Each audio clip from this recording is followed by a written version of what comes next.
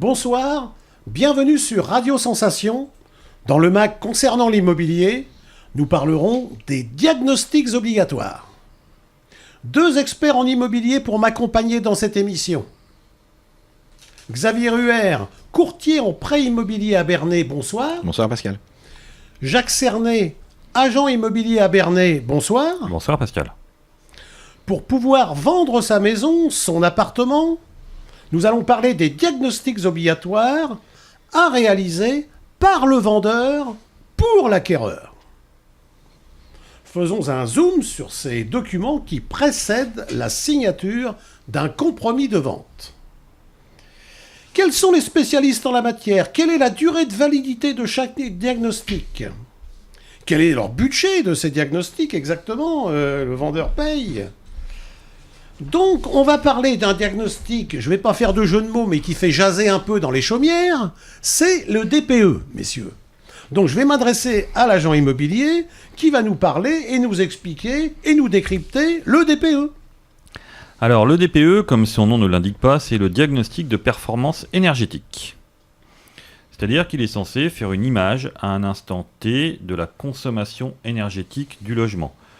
Tant le montant financier des charges de chauffage que les émissions de gaz à effet de serre pour amener le comburant pour le chauffage. Le DPE, il a deux particularités, c'est-à-dire que votre DPE ne sera pas le même si un bien a été construit avant 1948 ou après 1948, car les deux méthodes d'évaluation sont différentes.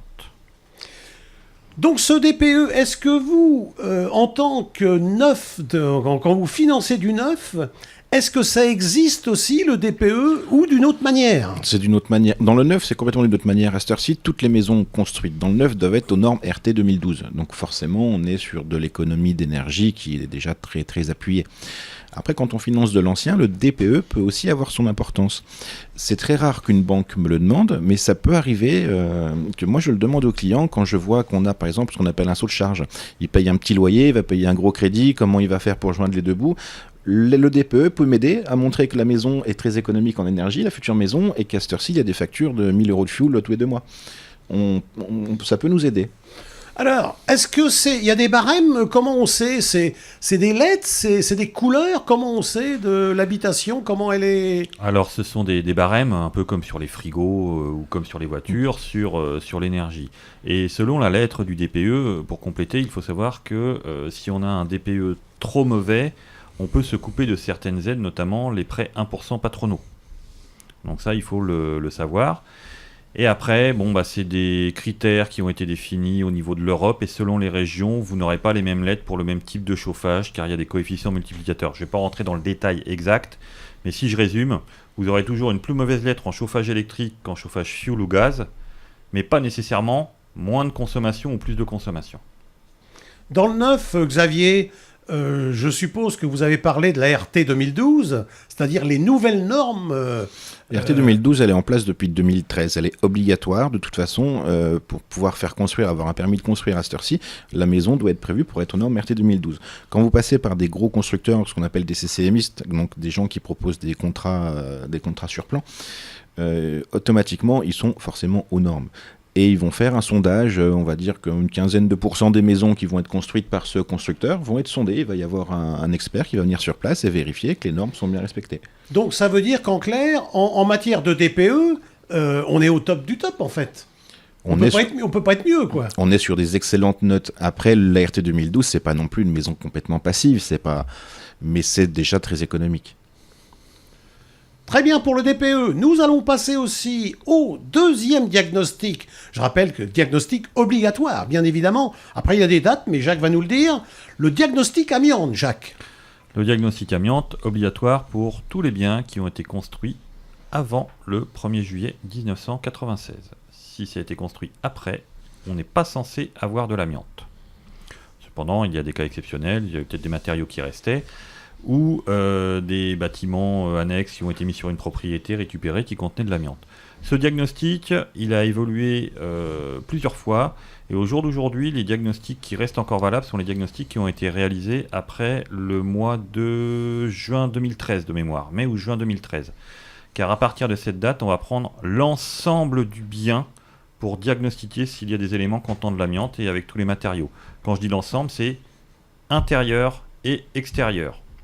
Avant 2013, par exemple, une toiture en ardoise fibrociment, vous aviez sur votre diagnostic pas d'amiante, car le diagnostic extérieur n'était pas obligatoire. Alors, c'était ma question, merci pour la transition. Xavier, on en retrouve où de l'amiante dans une habitation ?